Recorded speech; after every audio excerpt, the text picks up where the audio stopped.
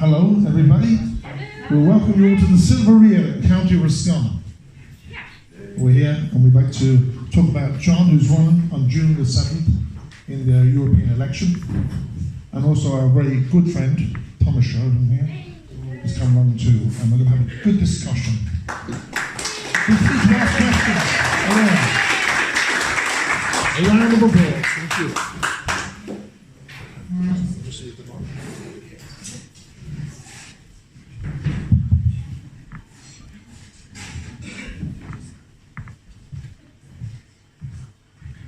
Hello everybody, I'll just say a little bit about why I'm doing what I'm doing, because it's not obvious, I don't think. I heard there's a kind of a slogan being coined, which is kind of an umbrella slogan for the resistance in these elections, and it's pretty good, I think. It says, tell the party's over.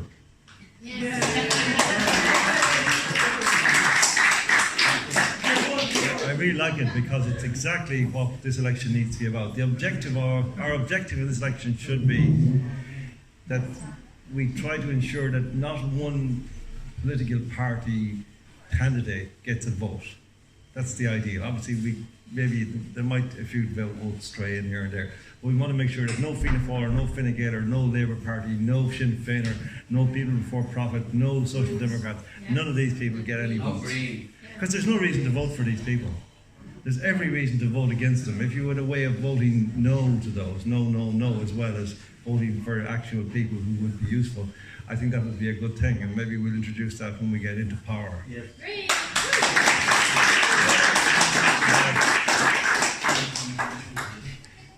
This is something that crept up on us, but it's one of those things like the what you call your man, Hemingway's line from How Did It Happen? It happened gradually, then suddenly. All this, it just crept up on us, and then bang. And we realised that the political parties were our enemies. That they were no longer our representatives. That was way gone. They weren't even friendly. They were hostile. They saw us as their enemies. That's a shocking thing, but that kind of was creeping up on us for a long time because of having devolved power upwards and turning themselves into messenger boys, but then also becoming involved with lots of fake money, funny money, that had a further corrupting effect. And eventually we ended up with political parties, which were actually corporations in our country, which had seized the democratic franchise as their own property, and were then using it in a way that was antagonistic to the people, while claiming to be the essence of democracy. This is a trick they've pulled, which is really, really interesting, and you can't see it just looking at it. You need to kind of find words to describe it. And the way I've kind of formulated it is that what they've done is they've actually redefined democracy, which used to be the sovereignty of the people's sovereign right, and that these guys were their servants, these politicians were their servants. The sovereign people were sovereign. But what they did was that they redefined democracy as the institutions and the incumbent personnel within them. And if that's exactly what's happened in the last few years, because now they talk about anybody who criticizes or questions these institutions, or anybody within them, the guys who got in and closed the door behind them, pulled the ladder up and got in, they are now the sacrosanct, protected Democrats in our world, in our country. And anybody who questions that, anybody who criticizes it, which is itself used to be the essence of democratic discourse, criticism and satire and all those things, they're now not just the enemy. That's not enough. They're no longer opponents. They're no longer adversaries. They're no longer, as I say, even the enemy. They're actually domestic terrorists. They're terrorists. You are a terrorist if you question these people. And this is an extraordinary sleight of hand that has actually worked. Because the media have taken the language of this on board, and they spout it out now as if they found new ways of formulating discussion of democracy. in a way that actually changes the meaning of democracy without people really noticing that it's been changed. And by osmosis, the new definition will become the sole definition. And it will be obvious that somebody who has criticised the government should be in jail. That will become obvious. I'm afraid I have to tell you that, under the present conditions. This is why it's so urgent that we get these people out, because they are, by any clinical definition, they're psychotic. But that's not even an adequate way of understanding it, because it's much more elaborate than that. They've used all kinds of devices to get themselves into this situation. Ireland was subject to a coup, secret coup, in 2011. I've gone into this before, but there's no doubt about it. The Spanish call it an autogolpe, self-coup. That happened here in 2011, without doubt. And there's several events that tell us that. The election, the February election, the visits of the Queen of England and the President of the United States in the same week in May, and then the attack on the winning candidate in the presidential election of November, Sean Gallagher. That's a really important one, because without doubt Sean Gallagher would never have signed something like the apartheid legislation that was introduced here by one of the world's greatest opponents of apartheid, Michael D. Higgins, who put his signature on this abominable piece of legislation, and then mourned the death of Desmond Tutu a few months afterwards, with a completely straight face, and expects to be welcomed in this country when he should be driven out on the end of a pointy stick. So that's kind of why I'm running. I mean, I don't want to be a politician. I keep saying this, and the very idea of being called a politician makes me retch. It's even worse than being called a journalist. No. Honestly, it is. That's saying so. So I've told my wife, when my obituaries, if there are obituaries when I die, that she's first of all if there's any mention of journalist, she's to ring up and demand a correction and clarification.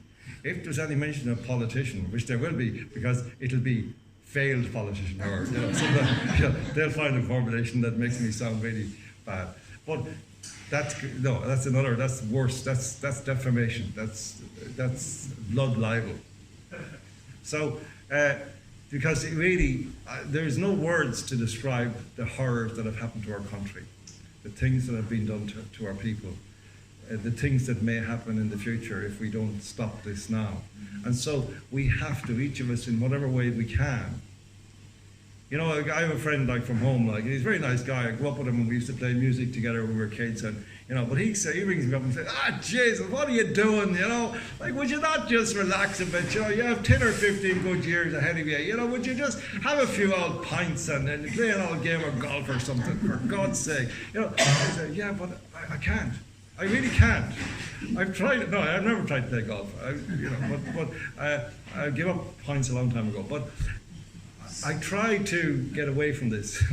I really do. I try to escape all the time. I'm a draft dodger by nature, but I have those knuckles in my back, and it's probably Pierce. It's not Collins, because if it was fucking Collins, it'd be a gun, right? and he'd be saying, "Get on, get on," and I feel that every day, and I don't see a way out for me other than going on. There's no way back. There's no escape route. There's no off ramp. There's the road. I've got to stay on that road until we get to some kind of destination. So I'm delighted to be here tonight anyway, and thank you to Thomas for coming down. And so I don't know what we're going to talk about. I don't know, but we're going to talk about something, I'm sure.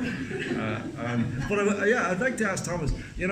It's very interesting, because you've always said, and I kind of about 51% agree with you, that politics has no future. Politics is not the answer. It can't be the answer, and that and yet we are in this situation, obliged, it seems to me, to intervene to stop this happening. That's the way I see it. Yeah, forgive me if I'm not prepared tonight, because I didn't think I'd be sitting on the table. I thought I was just going to be here to listen to John speak, but I was roped into this. I was putting grout on tiles an hour, a few hours ago. Now I'm here, so I'm not well briefed. So yes, John. I despise politics, you know that. I hate it, actually. But I understand it's like a necessary evil in order for a society to function after a society has a population of a certain size. In my heart, I'm an anarchist, but it's also the same thing as being in my heart, I'm a rock star. The reality doesn't match the actual practical day-to-day thing, and I understand that. Now, I would not be involved in this except for one reason. I would call myself a free speech fundamentalist, an open dialogue jihadist practically. I think that free speech is the ultimate expression of Western civilization, and it took us thousands of years to get here. What began in the forums of Rome and in the symposiums of ancient Greece have brought us to the point where we had, in my lifetime, in your lifetime, in most of your lifetime, except for the younger children here, the notion that if we didn't have nothing, we still had the right to make an expression through satire, through anything. I always admire the English with their speaker's corner and that kind of thing. I thought it was a fantastic thing. And we Irish were the best at that because we're mouthy by nature, but we also have a very good way of using language. Now, by the way, a slogan is great. What's it again? Tell the party's over. That sounds like a Roxy Music lyric. I could hear Brian Ferry singing. Yeah, I can now hear. Yeah, I can. Yeah. But yeah, so there's a film in the 80s I was watching. I haven't seen it since probably the 80s. It was called Pump Up the Volume, an actor called Christian Slater. And in the film, he played a mobile pirate DJ. And he's driving around in his van, so they can't put triangulation on the signal to ever shut him down. And he goes against a local congressman and starts talking about how corrupt the congressman was. And then the congressman makes a speech saying, well, maybe it's time for governments to re-examine free speech if it should be allowed. And at the time, that was the most shocking thing you ever heard. And now we have Irish politicians standing up in formal government buildings and saying we should curtail free speech for the greater good. Now, when you hear the term the greater good, especially from a politician, that's backs to the wall time. That's very similar to a gangster saying, very nice shop, you're shame if something happened to it. It's a kind of a social protection racket to warn you that all curtails on freedom of speech are coming in and you better get with the program now. Now, I never thought that would happen in my lifetime. And I find that very upsetting and very angry. And I'm very angry about it. And I think that's why I'm really here tonight to support John, and why John and people like Una McGurk and lots of people around the country are running for the same reason. And lots of people you hear tonight and are hearing this message, it's like telling an Irish person they can't have free speech. It's an attack on our culture at a spiritual level. It's a violation and a defilement of what it means to be Irish and what it means to be. This is a land of poets and orators and writers and songwriters and satirists. And it'd be like going to, America and telling the cowboys we're going to be outlawed. They're doing things like that too as well. Yeah. But we're in a very dark place right now. There's a sense, I have no doubt, and I'm sure, I know you feel the same because we've had this conversation, that this is a spiritual warfare at a very fundamentalist level. It's behind all the politics, and when I say spiritualism in capital small s, attack on the soul, the psyche. The actual word for soul, the Greek word psyche, it's a psychic attack upon us. And I just can't believe that it's got this far so quickly. Now, we all know how they did it. In 2020, Western governments declared open warfare, hostile open warfare, on Western countries by declaring police states. That's what we were. We were political prisoners from 2020 to 2021. And that's all that happened. When people say, what was the story with 2020, 2021? Western governments made political prisoners of the citizens. Now, with everything in life, when the shadow always casts the darkest shadow always casts the brightest light. So John's here because of that. I'm here because of that. You're here because of that. So I would be very positive and not negative. Because by nature, I tend to be a kind of a neutral person, but I always try to be lighthearted about things. But the severity of I was actually shocked and to the point of nearly crying when I saw that politician saying we need to curtail free speech for the greater good, because that to me was, I in my life, and I think you too, and lots of us, even we don't consciously think about it, we've made a dogma of free speech, a literal sanctity, it's sacrosanct. And here they are saying, you can't be free to speak your mind anymore. And that's bullshit. That's bullshit. I haven't been to every country in the world, or even the majority of them, but I would kind of take a risk and say that I think Ireland used to be the freest country in the world because of its attitude to free speech. Like there was a sense of license in Irish life which was based on banter and slagging and all of those things that had license to go beyond what seemed to be to an outsider acceptable limits, but it was laced with all kinds of humor and irony and and often kindness and genuine compassion. And so that people would often if somebody was down the dumps, somebody would go at them, slagging them, as a way of bringing them out of themselves, for example. And all of that was very subtle a lot of the time. And you see, we kind of didn't think about that as in any way connected to our freedom. We certainly didn't think of it in any way as connected to our democracy or our politics above all things, Although politics was kind of funny and a bit like that sometimes too.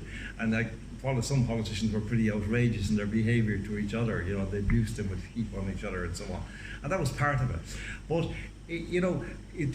when you look back now, and sadly we have to look back on it, because it's been taken away from us pretty much, you have to say that was really a really laboratory example of what John Stuart Mill was talking about over 100 years ago when he wrote his famous essay on liberty, where he talks about the centrality of free speech in democratic systems.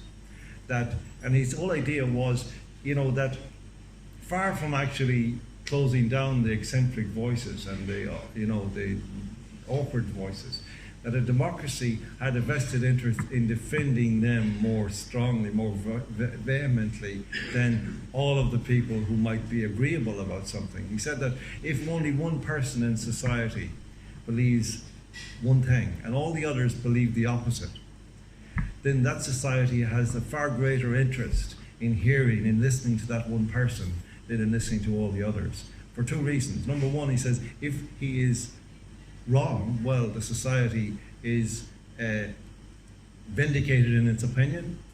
It has checked it against his contrary opinion. It has been tested, and it has been found to be a strong and reliable position. And if he is correct, then this one person, this one dissenter, will save that society from unbelievable disaster. And this is centrally, it's not like free speech doesn't exist for entertainment purposes. It doesn't exist, to kind of just let people let off steam or because we're highly tolerant people. That's nothing to do with what free speech is. Free speech is essential. It's like breathing. It is the equivalent in a collective democratic culture. Free speech is the same as breathing to the individual. It's that vital. And if you don't do it, you die. And that's what's going to happen to our society if we let it. These people are, they're beyond stupid. They're stupid. Let's not, not in any way, reduce their stupidity and the significance of it. But, they're dangerously stupid and they're dangerously psychotic because they don't understand anything, or they don't want to understand anything because they only understand money and power, and that's all they're interested in doing. So, and I can see that now in the way that people are, being gagged and muted by themselves, self-muted. It's lifting a little bit, by the way.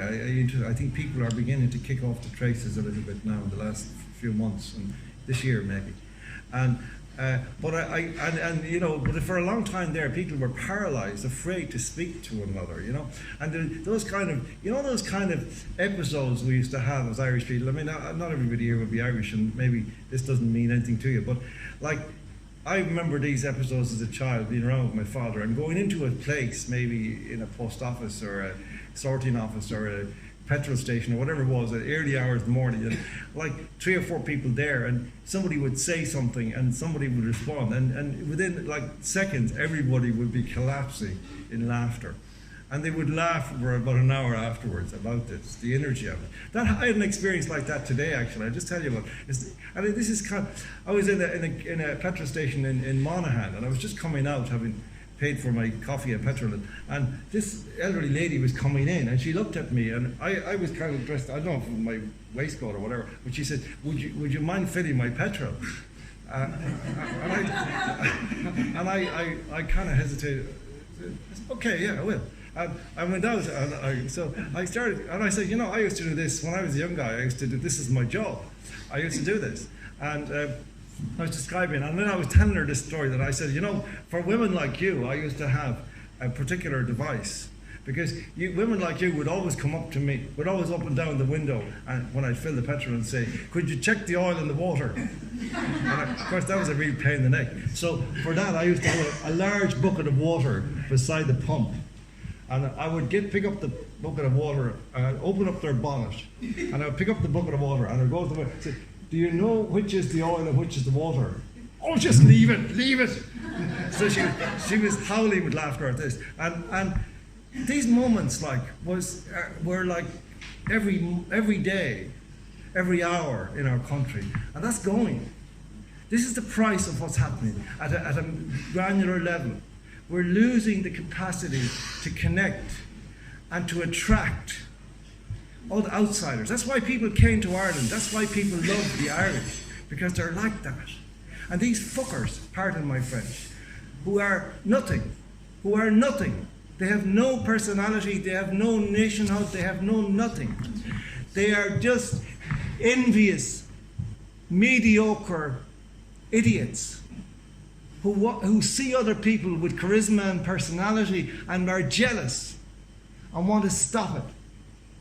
This is the most charismatic nation on planet Earth. Hear, hear. And it's being destroyed. Everybody says so. It's not me. I'm not boasting. I don't, I just see it. I know it. I'm not the most charismatic one. We have to get rid of these creeps. We have to purge them from our nation. We have to ensure that their likes can never enter politics in this country again. And we have to ensure that this is never forgotten. That the lessons of the last 4 years in particular, but not just those years, for many years this has been trickling on, as I say, gradually then suddenly. That we need to bring back a spirit of Ireland, the soul of Ireland, to revive it, to give it the breath, the kiss of life, and bring it back before it expires.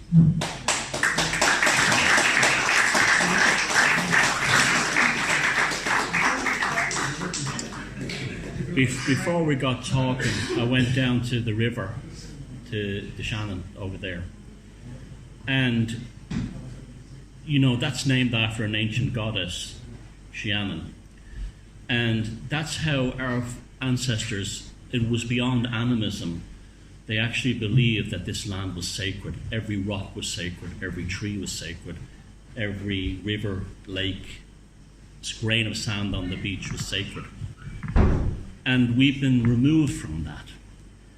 And that was something that was inherent in all Irish people. It didn't matter what your background was or what anything was. If you had a soul, you felt that. Like the sun going down over a lake, you felt something.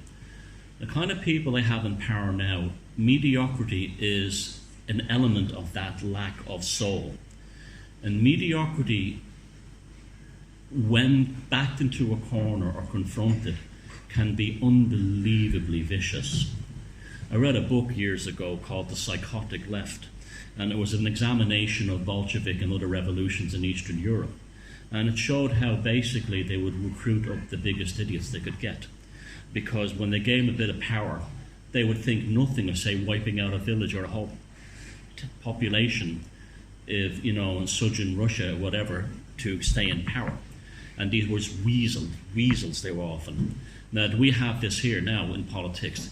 The person in this room that has the least charisma and the lowest level of what I call like social intelligence, true intelligence, would be an intellectual giant and a rock star compared to what we have in government at the moment.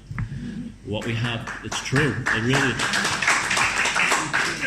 it's true, but it's worrying, you know, because if you do not have a sense of self, and if you do not have this sense of connectedness, like it just said, what all you have then is your ego, and your ego is important, but not when it's the only thing you have. And it's defined by what, or my position, I'm a cabinet minister, whatever. Now, I'm going to get a bit heavy right here now. They love their code words, right? So when they say far right, that's code word for working class. When they say popularism, have you noticed that they've been going on, oh, big problems with populism, oh, the upcoming election, what you know what populism is? What democracy used to be. People getting their vote and giving it and having meaning.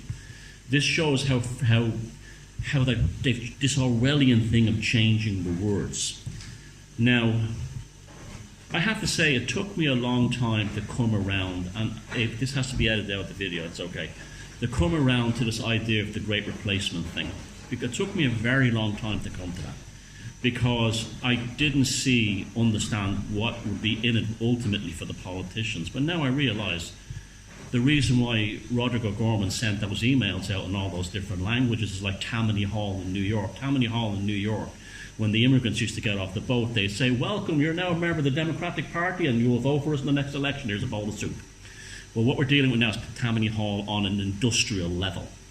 Now, the political system in this country knows it's a race. It's a real interesting race to the finish.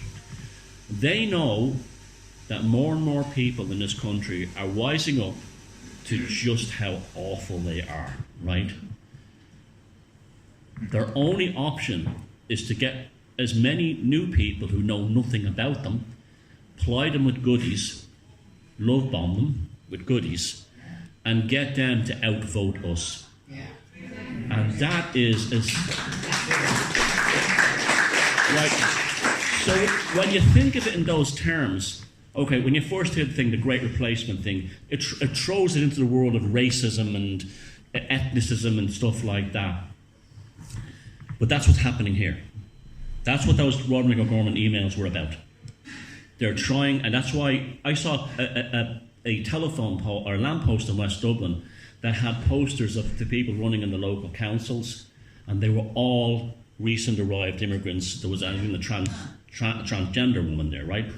I have nothing against people coming to Ireland who want to be here and be part of the show and have skills to offer. In fact, I'll be given, come along.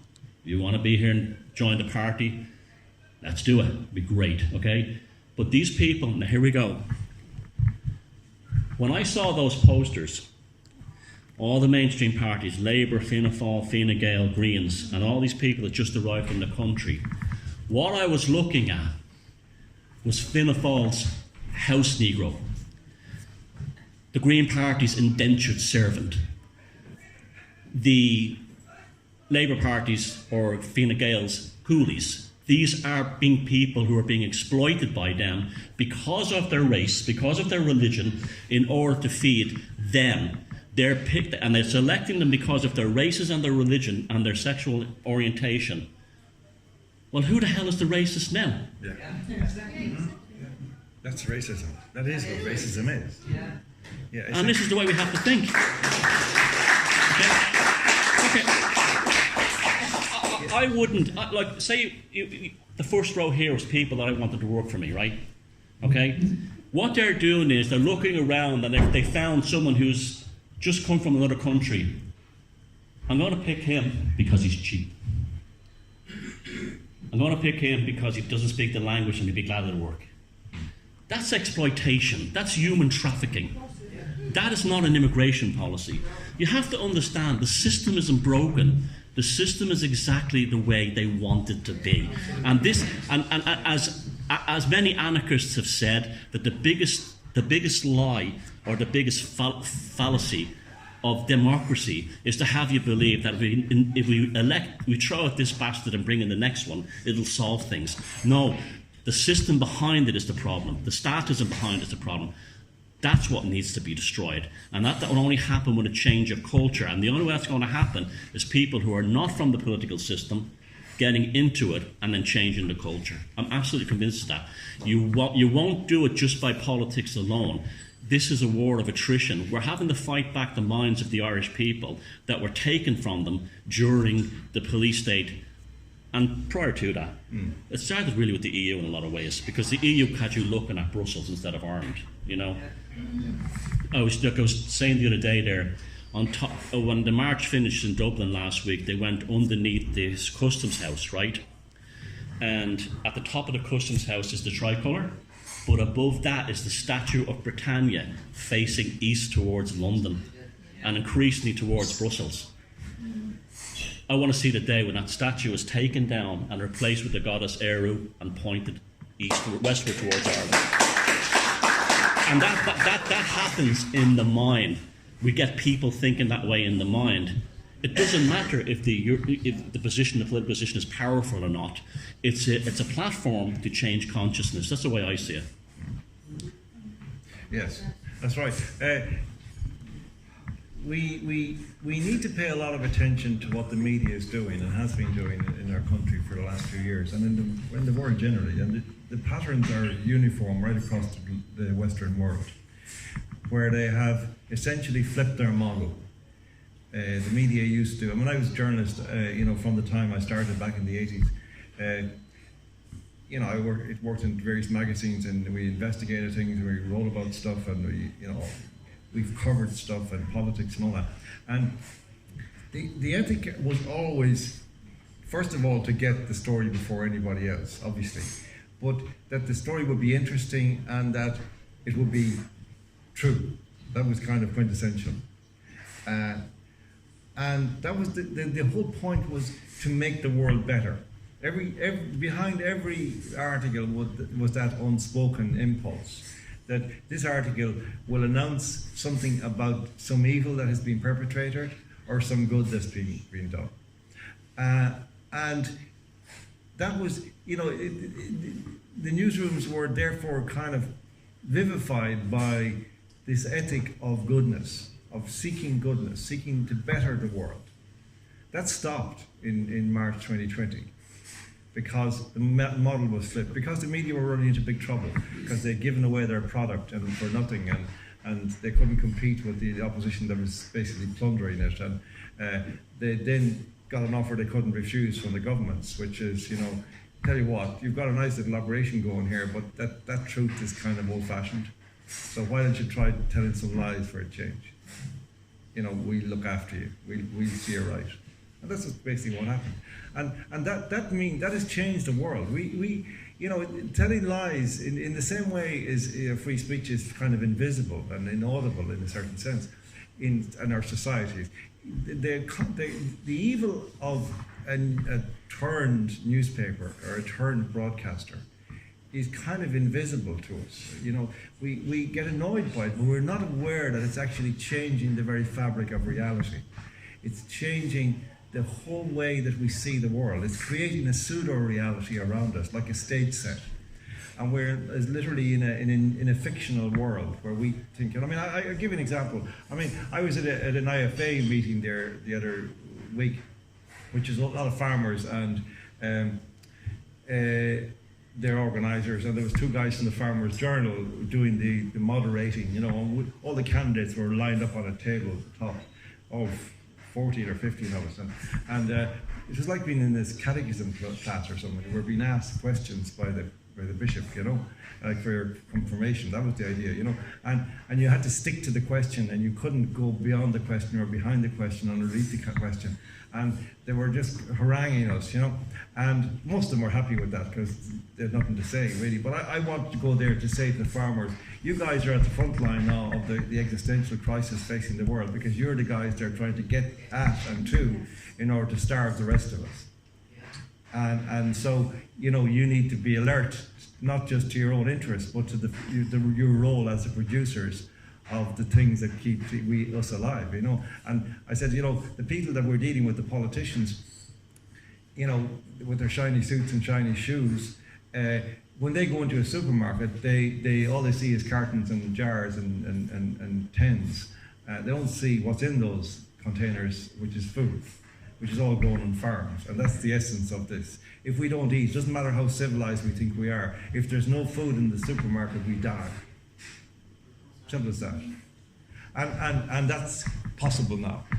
That's a real possibility in a way it never was before. Because if you just screw around with the supply chains, and you screw around with the production, and you screw around with the weather, which they're doing, it's rained continuously since the 23rd of June last year in Ireland. I remember the last sunny day we had until the other day. For 9-10 months it rained. Nobody can grow anything. It's drowning. The seeds are drowning. And so it's lies. Everything is lies. It's an island of lies. But we're not the only, you know, every territory is the same. But we're concerned here with Ireland. I am anyway. And so we haven't really thought about what that does to our heads and to our sense of reality because, you know, like, I was talking last night about a guy who lives up the street from me, and you know, every day this man, an elderly man, and he's a very nice man, and we get on really well, but he's very suspicious of me because I'm full of conspiracy theories, and he kind of, you know, backs away from me. But he likes me, but you know, he's suspicious and worried. You know? And every morning he goes out. This is a guy, actually, I won't give away his name, but you'll know, most of you will know who it is when I say. This guy was kidnapped by the IRA many years ago and held for several weeks and could have been killed. And he's a very brave man, a very, very nice man.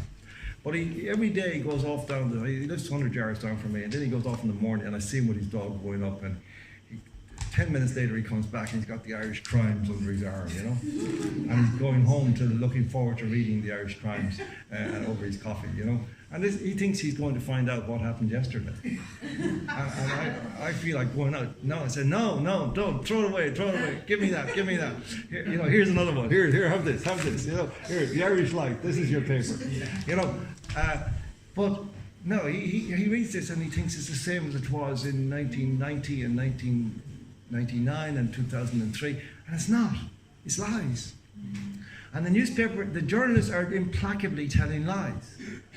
They're getting up every morning knowing full well they're telling lies. When they use the word far right, they know that's a lie. They know it's a lie.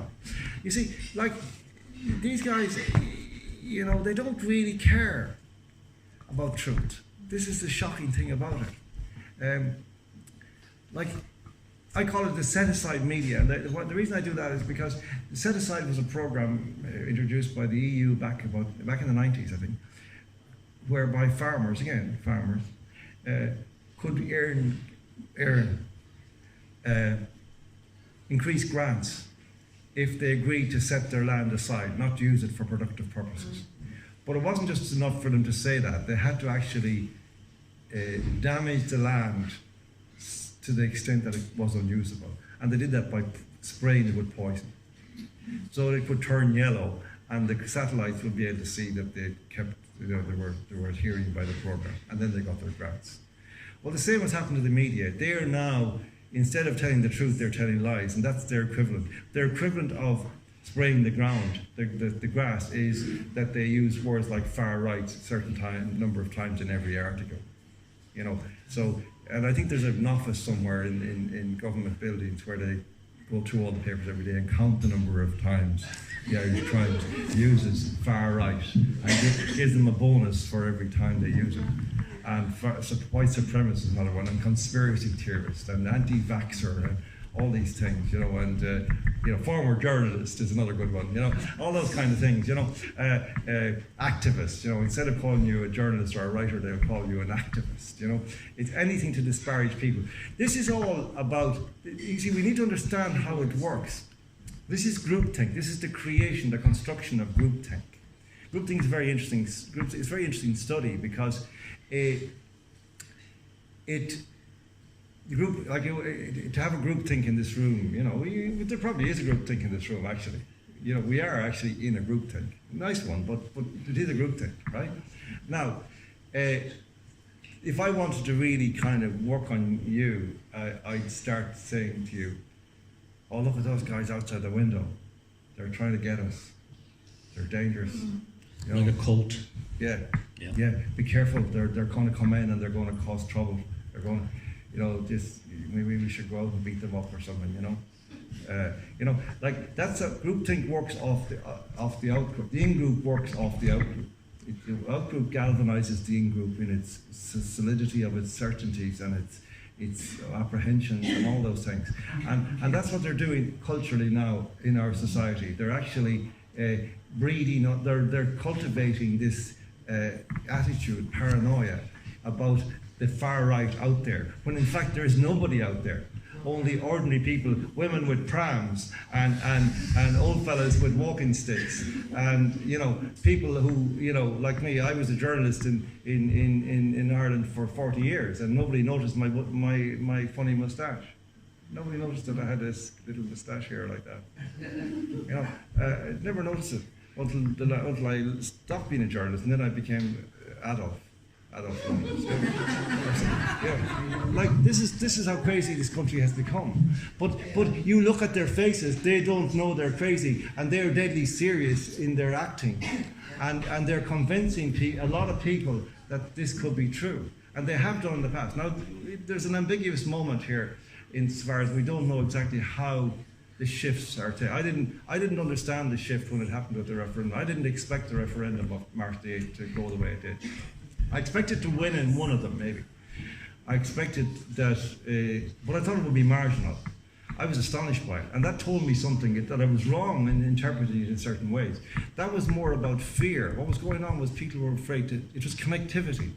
They weren't talking. People were not talking. It wasn't that they were actually believing everything they heard, but they were thought everybody else was. That's how it works. And they said, I better not say anything because they might bite the head off me. You know, or report me to the guards or something. You know, and that's how.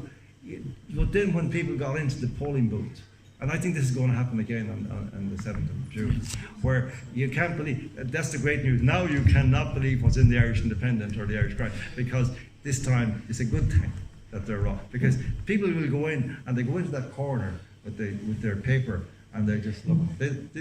People have been looking around themselves, right, in fear. Who's watching, who's listening, you know? Now they'll just take one last look behind them and go. And that's what these guys are not expecting. That's what I believe. And I think that that slogan will actually, to some high degree, be vindicated. Tell the party's over. I think that's going to come.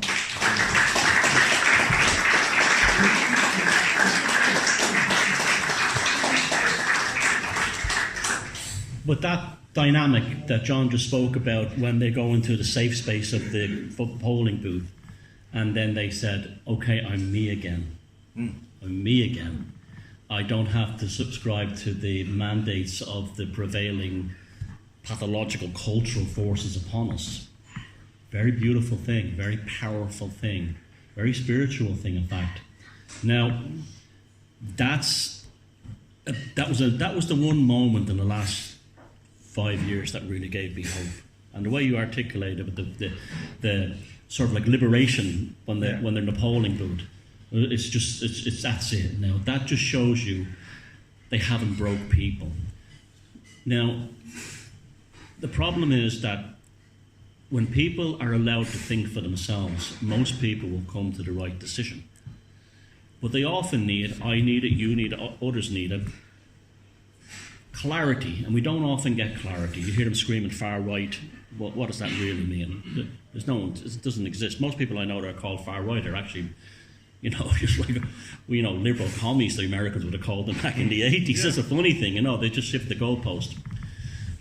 Now, I feel a bit weird about this next part being a Jackie from Ballymun talking about farming issues. But I did do some research, and I looked on a lot of agricultural social media with farmers and people in rural areas talking about things like turf cutting and these kinds of very intense subjects right now. And the whole thing was that Eamon Ryan and the Green Party have caused all these problems, right? They're the ones who stopped us from cutting the turf. What people have to understand is that the Green Party have been brought into government as hitmen on the population by the Irish establishment. So when you think if we get rid of the Greens, we won't have the problems that we have with the education and the Department of Children and immigration and curve cutting and all the other things, and the environmental tariffs and this kind of thing. No, you will.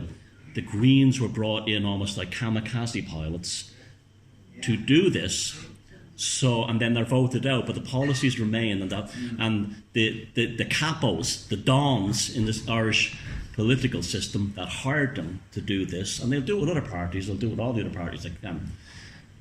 You've gotten the power, you got your ministership, you got your pension, you got all the stuff. Now you left. Everyone hates you because you put in policies, and then everyone, the Greens have lost the next election, isn't that great? But all they do is they bring in the next set of hitmen from some other left-wing party, and they do the same.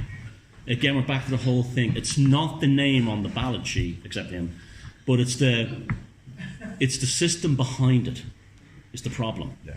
Now, when people, just even that coming into your consciousness changes everything. It changes everything because you now realise, okay, so that's the game. The biggest fear that they have, this is why I always said the greatest act of revolution you can do in this country is stop calling politicians by their first names. Because when you start calling them by their second names, Mr. or Mrs. or Miss or formal deputy or minister, they don't like it one bit because there was always an element of protection for them there. Sure, you're never going to want to overthrow Billy. If you call him, Billy, Jesus, do us an L favour, this kind of thing. Give us an L bit of freedom, But if you say, Deputy Murphy, you are really overstepped the mark on trying to curtail our free speech. You can just see the adrenaline just flowing up their spines and into the back of their skulls. I've done it myself, and it changes everything. You'd be amazed by the power of something like that. Because why? They're no longer setting the conventions or the demarcation lines of the conversation and the conventions that are taking place. You are. And they're out of their safety zone. And that's what happened in the box that day. Yeah. This is what I honestly, I don't know why Varadkar resigned. Was he pushed? Was he shoved? Was it a nervous breakdown? I don't know. There's all kinds of stories out there. Did he at least, well, I hate to use the word at least, did the secret unknown say it was time for him to go? Yeah. But the thing is that was extremely significant because he was Jack the Lad in March 2020. You remember that? Yeah. He was a living god. He sat there with the smug on face and the smirks all the time, telling us you may never fly again. That, when you think how far away March 2020 was, and when he left, that wasn't a long time. And in that period, we had the referendum that shocked the bisto out of them, and all 15,000 people in Dublin the other weekend. It's like the whole thing. The journey of 1,000 miles begins with the first step. We're already on the first few hundred miles, the way I see it. It's just that we haven't given ourselves enough credit for it. And you know what? And you know what's made it happen? Honesty, because that's one thing that we have that they don't. We're allowed to say to ourselves, "This is bullshit," and that's because we've all broken from their programming somehow. We've all, broken away from it to some degree, some more than others. It's a very difficult thing. Like I was trying to explain to people on the group. You can sit there screaming about Eamon Ryan, but if you vote with the Greens, you're not going to get your concessions regarding turf cutting back. That's now in there forever. It's who hired him behind the scenes. And ultimately, we know that goes right back to the European Union. So this is why when people say the European Union is no use on a basic level, tell that to Nigel Farage and UKIP. Look how they brilliantly use the European Parliament. And if people from Ireland can get in there and couple up with people from other countries that have a similar notion, you suddenly have a voting bloc that means something that's really it's consciousness changing, you know, because we don't have a government right now in this country. What we have is something very similar to the Politburos they had in the Soviet Union, where you had a kind of a bunch of plutocrats who sit around making decisions, but there's no actual real opposition. That's what we have. And ironically, there's more of that in the European Parliament than there is in All Ireland at this moment. And that gives it power. That's what actually gives it power. Yeah, that's right. I mean, I was speaking last night in Monaghan, and I went through the post-2011 period in Irish politics very briefly as a sketch of what's happened on the basis of the autoculpe idea. In other words, on the basis of the purpose of the coup being to maintain the same ideology through time, regardless of political developments, regardless of democratic process, shall we say. So if you go back to like what happened in 2011, first of all, we had Enda Kenny getting an overall majority with the Labour Party, a pretty big majority. Now that might not have happened. There was a moment in 2011 very analogous to the one we hope we're having now, where the people were completely furious with the political establishment, having bankrupted the country and handed over our economic sovereignty to the Troika and all that. So in November 2010, people were furious. And everybody in the country was really almost on the point of starting a political movement themselves. But everybody was agreed that we needed one. And then miraculously a movement came into being. And it was called Democracy Now!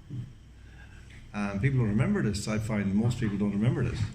It was led by 3 journalists, Fenton O'Toole, David McWilliams, World Economic Forum, Mother Weffer, and Eamon Delphi, who was kind of a late arrival. That's a story I might tell it later, it's funny. But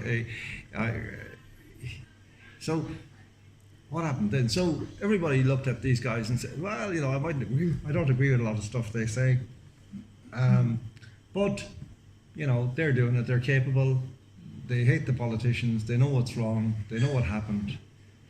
Okay, I'll support them. That was my position. I mean, then I didn't want to go into politics any more then than I do now. But I said, okay, I don't agree with very much they say, but they're straight guys. As opposite to Tony Blair's pretty straight guys. But then the election was announced in January, a very short campaign. And Fenton O'Toole writes an article in the Irish Times, as it was then. It was still a good newspaper then. It wasn't a criminal news sheet. And he said, no, sorry, we can't do it. Just haven't enough time. Notice is too short. If we had another couple of weeks, So as I wrote an article at the time saying, no, sorry, the revolution has been cancelled because we couldn't find a babysitter. And then what happened next? The guys, it's like the Bob Dylan line, hey, Mr. Congressman, please hear my call. Don't stand in the doorway, don't block up the hall. Well, these guys, the 3 of them, stood in the hallway and made sure that nobody else could get through until Enda came along, and then they stepped aside. And Enda walked through to glory and to the destruction of Ireland in all meaningful economic senses. And then the next thing I thought the Queen of England came, and the President of the United States. Very interesting episode happened when the President of the United States was here. The 2 visits happened in the same week. Very interesting incident happened after he left. If you remember, some of you will remember this, that there was this sudden crazy controversy about the fact that he had plagiarized Obama while he was standing beside him. That he had stolen some lines from Obama's acceptance speech of the presidency in 2008 in College Green while he was standing beside him. And I remember writing at the time, without actually going into it too deeply, that this is bullshit. This is bullshit. I was never a man to defend Enda now, in fairness, but I thought, yeah, give it a break, But last year I started, when I was looking into this, I'd never looked up what the words actually were. And actually, I don't remember seeing them, but the words are very interesting because they're very telling. If you think of these words in two contexts, first black president of the United States in 2008 on his election, first white Mayo man to become Taoiseach, 2011 College Green, same phrase, and it was this: those who think that the dreams of our ancestors can never be fulfilled, they have their answer here today. Now, we know why Obama would have said that. Why was it? What did Enda Kenny mean by it in Dublin in 2011?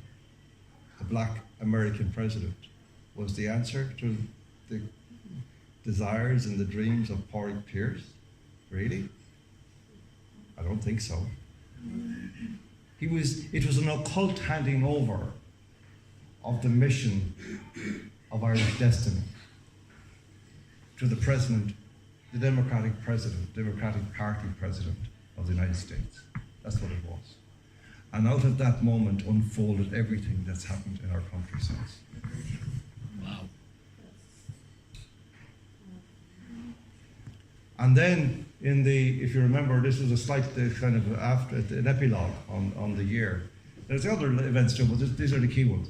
There was an epilogue then in the presidential election in November last year when there was numerous candidates, but one of them, Trump before Trump, manifested, a man called Sean Gallagher, whom nobody really thought about him. He was on Dragon's Den and he was, nice guy. And he was like, within a couple of weeks, he was like so far ahead of everybody else that it was like, 2 laps of the Grand National ahead. And he was like coasting home. And he was ambushed on TV by Martin McGuinness of Sinn Féin and Pat Kenny of RTE. And he was, within hours, literally, he was destroyed. And little Michael D came up and he ran between everybody's legs home. Right? And that's how he ended up having a president who was prepared to sign apartheid into Irish law, rather than somebody who would have said, fuck off. That's so deep what you said about Enda Kenny and Obama as a kind of like a call and response. I never thought about that, but that's literally how they do work. Now you mentioned Higgins. Do you remember when the lockdown was announced, it came out that Varadkar had used a line from The Lord of the Rings? Remember that? Well, what's ironic about that, Bilbo Baggins up in the park signed the vaccine pass. It's like it would be a comedy if you would actually take it. If you didn't see if the absurdity there was, it would drive you nuts. Everything is wrong. Everything is just back to front, and it's only the absurdities that make you notice it, and things like that.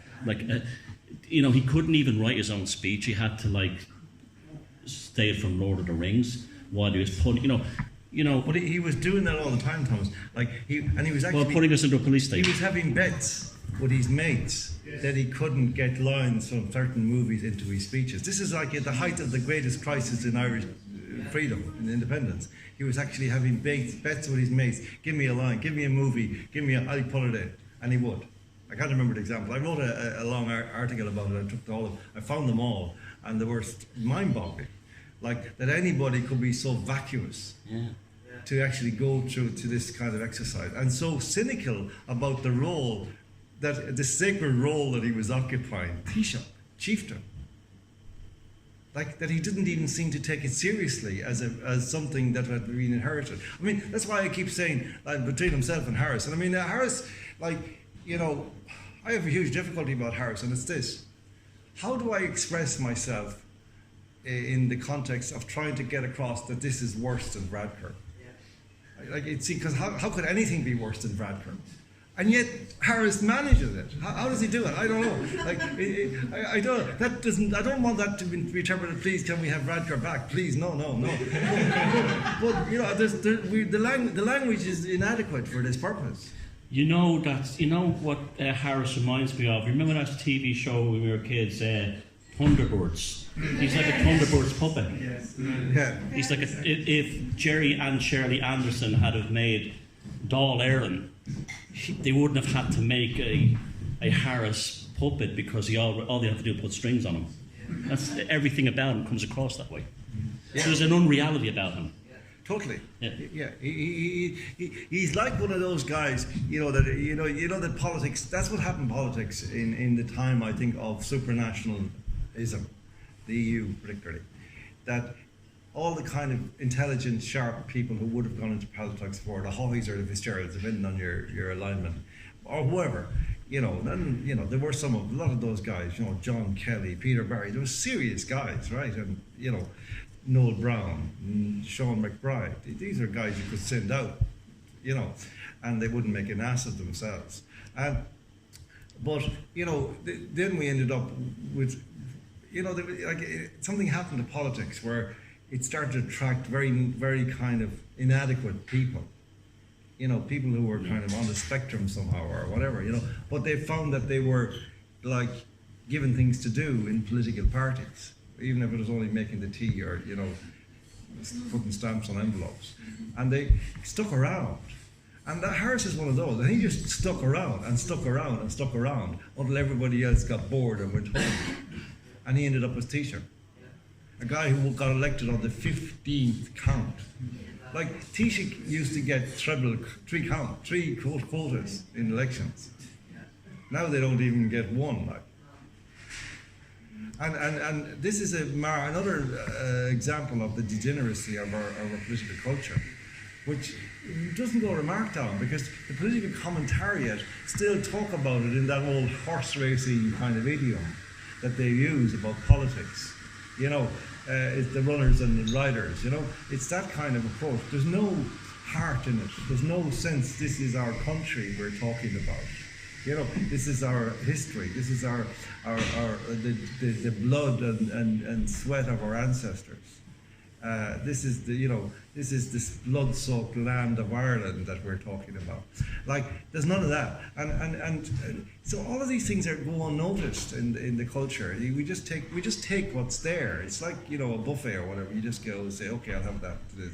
It was fish today. Okay, I'll have that. Some spaghetti or some broccoli or whatever. And that's the way we kind of consume our cultural content about politics, when in fact it's the most precious thing, that we get it right. We really have to get it right.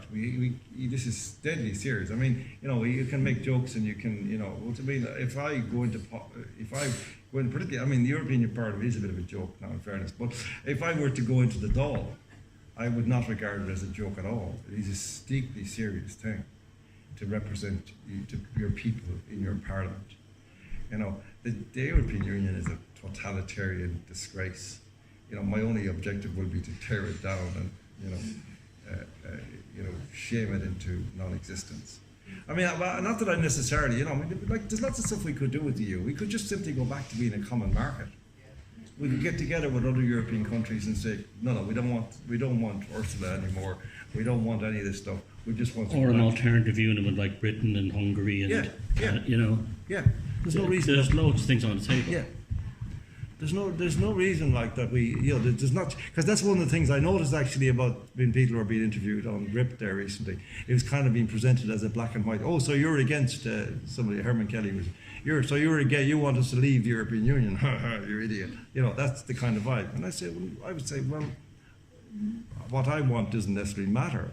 What I argue for might matter, and it might have some role to play, but I won't be making the decision. But there are other options that I would propose in the first instance. Let's pull back from this totalitarian nightmare we're generating. Let's forget about the federal Europe. Let's forget about being the United States of Europe. Let's go back to being a trading bloc. Let's get rid of the bureaucracy. Let's get rid of the regulations. Let's get rid of the laws. Let's get these guys out of our lives and go back, bring back our currencies in Europe, bring back our parliaments, give full sovereignty back to our parliaments, and let the people then decide what kind of countries they're going to have and what kind of economies they're going to have, not be dictated to by people who haven't picked up a single vote in their entire lives.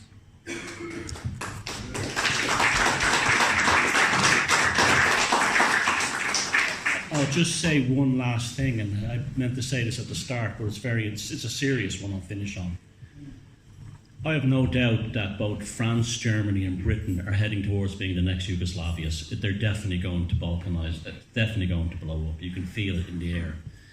In Ireland, we have a chance right now to shut the gates before we become the next Yugoslavia. Right now, we can do it. We have a chance and an opportunity to do this that Britain doesn't have. I think the horse is bolted there. I think the horse is bolted in France. I think the horse is bolted in Germany.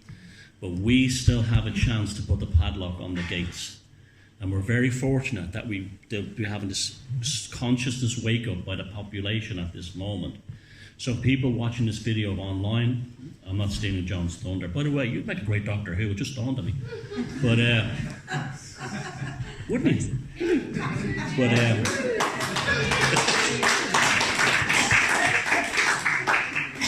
to avoid a future Yugoslavia on this island, people who are watching this video, not necessarily in John's constituency, but where other people of other life, of patriots, you know, what we want to call them, of us, give them your vote all down the line, even if you don't like them. Because we have a chance now to send a message out and enough momentum growing to put the bolt on the gate and prevent a future Yugoslavia down the road. And we might even be a model country at stopping at this point and getting the diversity thing right. But the thing that we have to do is to destroy the system right now. That's all they're interested in. That's why they're trying, that's why they're taking immigrants and they're using them and putting them on posters. This is what, when Tito died in Yugoslavia, something very strange happened. They would put, the globalist European Union didn't like a big union in the East. So they did things like they would put Bosnians in charge of Croatia, Montenegrins in charge of Serbia, Slovenians in charge of Kosovo. The resentment, it was deliberately done to build up the resentments because they wanted a Yugoslavia civil war. Because divide and conquer keeps the monster still in power. And they got it successfully. And the European Union got 7 new states out of it or something. And they destroyed a functional nation in Eastern Europe. Yugoslavia was a highly functional nation. They had a higher standard of living in the 80s than Ireland did. Even though they were communists, they weren't like a kind of a Bolshevik totalitarian communism. But that was a country that was obliterated for that reason. We have a chance to put the bolt on the door. And it's probably, I really hate saying this, but it's probably the last chance. Because at least, even if we just send the message, you know, if you say, well, I don't agree with what John Waters and people like him, because I'm not bigoted, you know, this kind of thing. Don't think yourself, right? Think of the possibility of not only your children being ethnically cleansed 30 years down the road, but maybe the Polish family down the street, the African family around the corner. Show absolute humanity and close the door now. That would be my message.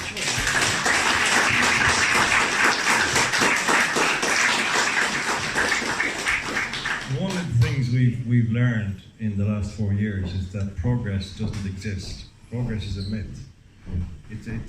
Progress is an illusion that is generated by a certain notion of time. That time is linear, and that it's not a circular thing, as it used to be thought of, and that that idea that every day in every way things are getting better and better.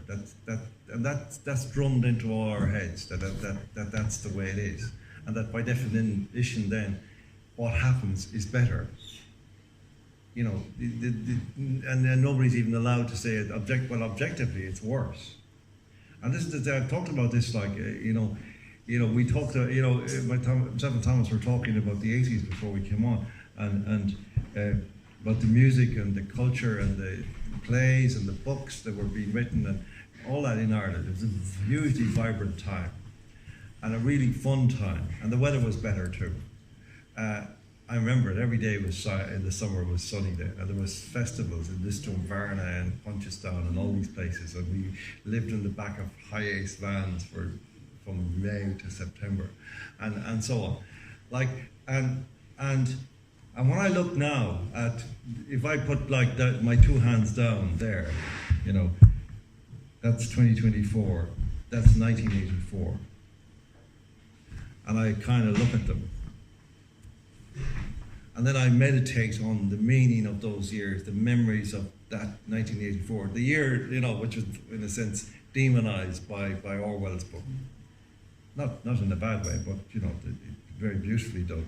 But he had to pick some year, and he just reversed 1948, which is the year I think he finished the book. You know, so I had a friend of mine actually back in the 70s, started a discotheque, a mobile disco, you know.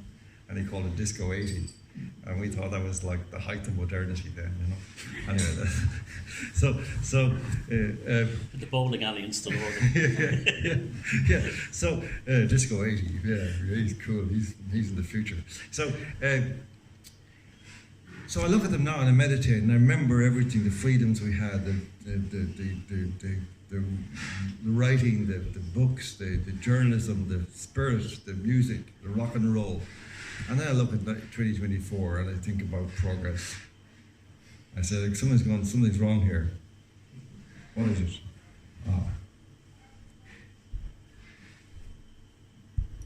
That's the way it should be. This 1984 is where we want to go. That's our future, if we can find it. That's what's happened to us. The ideology of progress has destroyed our capacity to be ourselves, to create our own futures, to create our own country. This is totalitarianism in its essence. Václav Havel, that's how he defined it, the nihilization of the past and the seizing of the future, so that the future is created for you as a pre-prepared entity.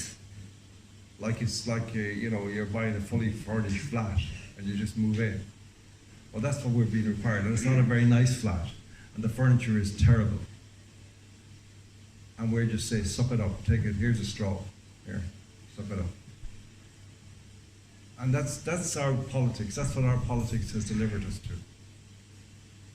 So we deserve better, our children deserve better. We have to stop this now. We have to put this in reverse. We have to say to these guys, very unlikely person to be quoting, but I'll quote him, Oliver Cromwell, in the name of God, go.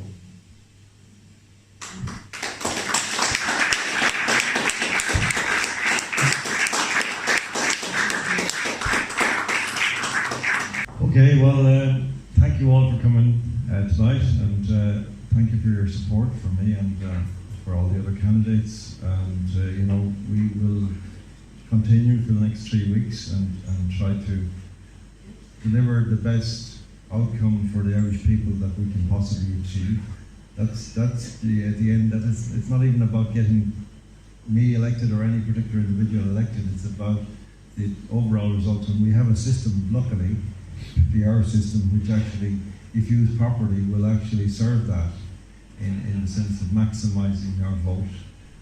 People often, my father used to advise me when I was a child, he said, about how to vote, that if there were 20 candidates, you had to vote up to 20, without in your precise sequence of preference. What I would say, I would modify that a bit and say this time, in honour of our slogan, or which hasn't been launched yet, but you know, that we would stop before the parties. So we count all the independent candidates, number them in the order of your preference, and stop then if it's whatever number it is out of the 20. I think there are 28 candidates in our constituency.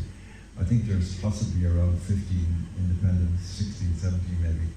And you know, number each of those in preference, and that is the way of ensuring that your vote is never wasted. You know, that if a candidate is elected or eliminated, that the vote will not just die on the vine and will go on to somebody else, and that's very important. You know, don't think just the idea of voting number one. Of course, if people vote for me number one, I won't be complaining, but that's what's called a plumper, and it's actually, in a certain sense, it's an inadequate vote. Really, it's a waste of a vote to some, potentially, because it may actually just not be of any use to anybody, because the person you vote for may not need it, either because they're elected straight off or because they're eliminated straight off, and then your vote is gone. So if you have a number 2, 3, 4, 5, 6, 7, 8, 9, your vote can live on throughout the totality of the count, and that's very important. So thank you all for coming in, and